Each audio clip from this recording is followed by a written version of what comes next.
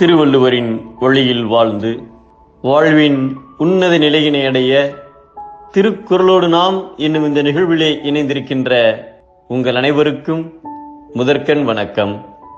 குறள் எண் 32, அதிகாரம் அரண் வலியுறுத்தல். ஒரு முறை கடவுளுக்கு தன்னிடம் பிரார்த்தனை செய்பவர்களில் யார் உண்மையான பக்தர் என்பதை அறிய ஆவல் ஏற்பட்டது.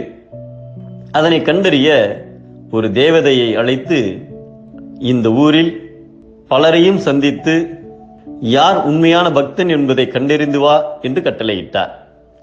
உடனே தேவதை புறப்பட்டு பலரிடமும் சென்று விசாரித்தது. ஒருவர், நான் கோவிலுக்கு போகாத நாளே இல்லை, 3 வேளையும் கடவுளை வணங்குகின்றேன் என்றார். மற்றொருவர், நான் வெள்ளி செவ்வாய்க்கிழமைகளில் கோயிலுக்கு தவறாமல் செல்வேன் என்றார். மற்றொருவர், எனக்கு துன்பம் வரும் சமயத்தில் கடவுளிடம் முறையிடுவேன் என்றார். இப்படி பலரும் ஏதோ ஒரு சமயத்தில் கடவுளை நினைப்பவர்களாகவே இருந்தனர். இதில் யார் உண்மையான பக்தன் என எப்படி கண்டுபிடிப்பது என்ற குழப்பம் தேவதைக்கு ஏற்பட்டது.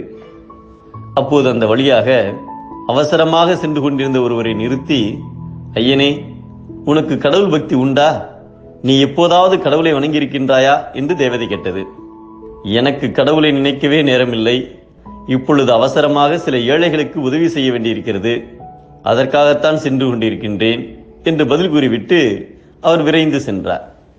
கடவுளிடம் திரும்பி வந்த தேவதை நடந்ததை அப்படியே விவரித்தது. எல்லாவற்றையும் கேட்ட கடவுள் மௌனமாயிருந்தார். உண்மையான பக்தர் யார் என்று கண்டுபிடித்து விட்டீர்களா என்று தேவதை கேட்டது. கண்டுபிடித்து விட்டேன் என்றார் கடவுள். தினமும் 3 வேளை கோயிலுக்கு வருபவர்தானே என்று கேட்டது தேவதை. கடவுள் புன்னகைத்தபடியே, இல்லை இல்லை, கடைசியாக என்னை நினைக்க கூட நேரமில்லை, ஏழைகளுக்கு சேவை செய்ய ஓடினாரே, அவர்தான் உண்மையான எனது பக்தன் என்றார் கடவுள்.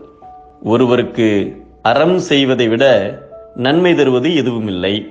அந்த அறத்தை செய்யாமல் விட்டுவிடுவதை விட பெரிய கேடு வேறு எதுவும் இல்லை என்பதை அறத்தினூங்கு ஆக்கமும் இல்லை, அதனை மறத்தலின் ஊங்கு இல்லை கேடு என்கிறார் நம் தெய்வப்புலவர் திருவள்ளுவர்.